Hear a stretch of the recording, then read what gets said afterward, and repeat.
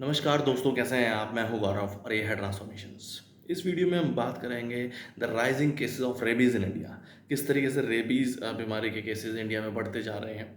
Rabies बीमारी होती है जनरली डॉग के काटने, स्ट्रे डॉग है या बिल्ली है, कैट है, मंकी बंदर या फिर चमगादड़ बैट के काटने की वजह से किस तरीके से उनका सलाइवा हमारे ओपन वुंड्स में लग जाता है या जो काट लेते हैं उसका जो इन्फेक्टेड सलाइवा हमारे बॉडी के अंदर आता है और उसके बाद रेबीज़ जैसी बीमारी पनपती है, जिसका इंक्यूबेशन पीरियड लगभग 2 वीक से लेके 2 महीने के बीच में हो सकता है। अभी एक रीसेंट केस हमें किस तरीके से देखने को मिला कि 22 साल के जो स्टेट कबड्डी प्लेयर थे, जो कि ब्रिजेश सोलंकी जी, उनकी डेथ हुई सिर्फ और सिर्फ रेबीज़ की वजह से। और ऑल्दो इसमें उनकी भी एक थोड़ी सी गलती थी कि उनको जिस तरीके से एक पप्पी ने काटा 3-4 महीने पहले और उसके बाद वो इंजेक्शन लगाने में थोड़ी सी लापरवाही हुई या उन्होंने इंजेक्शन नहीं लगवाए, उसकी वजह से रेबीज़ का फैलना हुआ। पर अगर हम ओवरऑल डेटा के हिसाब से बात करेंगे तो हर साल भारत में 22 लाख के करीब रेबीज़ के केसेस रिपोर्ट होते हैं और 99% केसेस उनमें से देखा गया है कि सिर्फ और सिर्फ स्ट्रे डॉग के काटने की वजह से ही हुए। ऑल्दो 1-2% केसेस मंकी या फिर बिल्ली के काटने की वजह से भी हुए हैं, बट मेजरली केसेस देखे जा रहे हैं स्ट्रे डॉग की वजह से। अब देखिए, स्ट्रे डॉग्स हैं, इस तरीके के जानवर या स्ट्रे एनिमल्स की और भी हैं,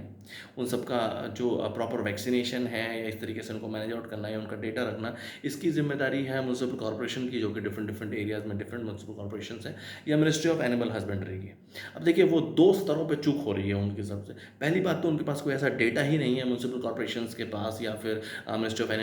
हस्बेंड्री के पास कि कितने स्ट्रे डॉग्स हैं या कितने इस तरह के जानवर हैं, उनकी पूरी संख्या क्या है, किस लोकेशन में कितनी है, उनको फिलहाल कितनी बीमारियां हैं या कितनों की वैक्सीनेशन हो चुकी है या कितनों की वैक्सीनेशन अगले साल होगी। ये इस स्तर पे तो एक वो चूक ही रहे हैं। सेकेंडली, हमारा जो हेल्थ केयर सिस्टम है उसमें कितनी ज़्यादा खामियां हैं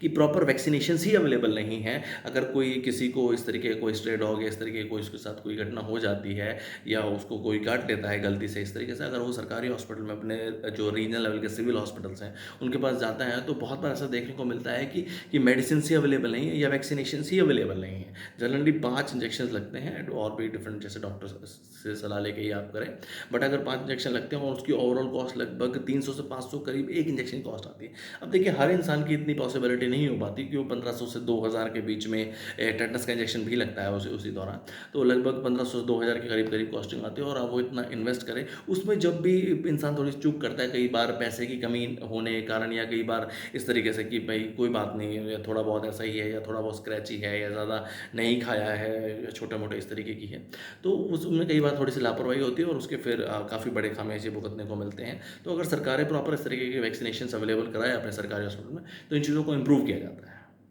जय हिंद, जय भारत।